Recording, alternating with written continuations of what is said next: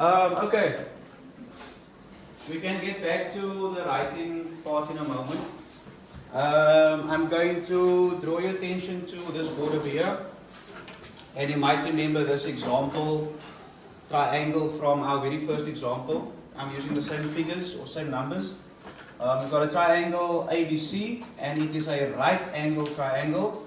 And of course we know that we are able to use Pythagoras to calculate a missing side if there is one. In this case, our missing side is AB, also referred to as X, and it is also called the hypotenuse. So we went over this, you know what to do, you know how to apply the theorem. There's just one thing that I want to point out, which is how do you present your answer in SURD form? Okay, because if you recall, our answer here was a decimal number, remember? You had to take a square root of, I think it was 80, if you page back in your book. And the answer, of course, was a decimal number because 80 is not a perfect square, remember? Now, what if you are asked to leave your answer in SURD form? Fortunately, your calculator is smart and your calculator gives your answer to you in SURD form. If you remember, you had to press the button SD to convert it into a decimal, right? So if you really mess up with the SURD form business, you can still use your calculator, but it's important to know how to write a answer number in SURD form. We've done this before, right? In term 2 and term 3, you wrote answers in SURD form, and I explained to you what a SURD is. Remember? Can you still remember what a SURD is? What is a SURD? Yes? It's a number of a whole number was a 1 over 2 or something.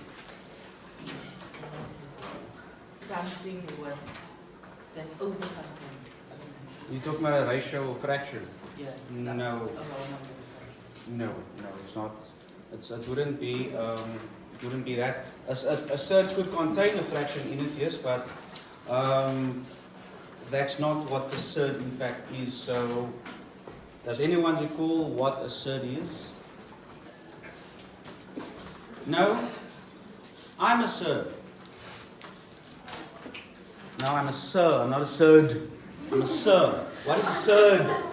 What is a SURD? Anyone? Do you not recall at all? If I mention the word perfect square, it's got to do with squares. Still not. No. Okay.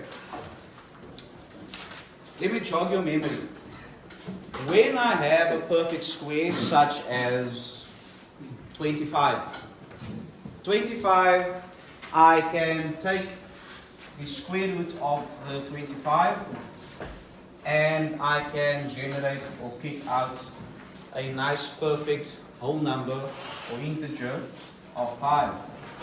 In fact, I know this without using a calculator, right? So we can do that with any perfect square. We've got 144 is a perfect square. We know the square root of that is 12. 3 plus 12 times 12 is 144. But what if I have something like the square root of 12? Can I spit out an answer quickly like I did there with these? Why not? Because 12 is not a perfect square.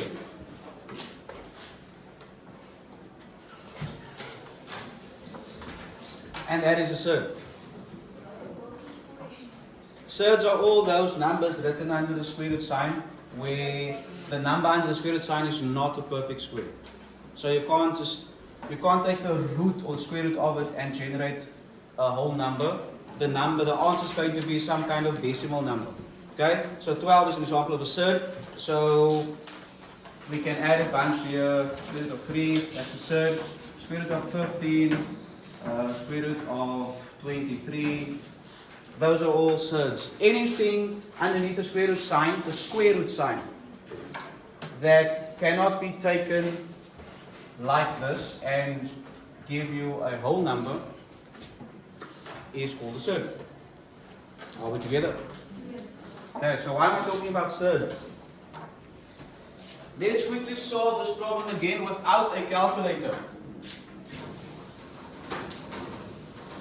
Let's look at our problem here without a calculator.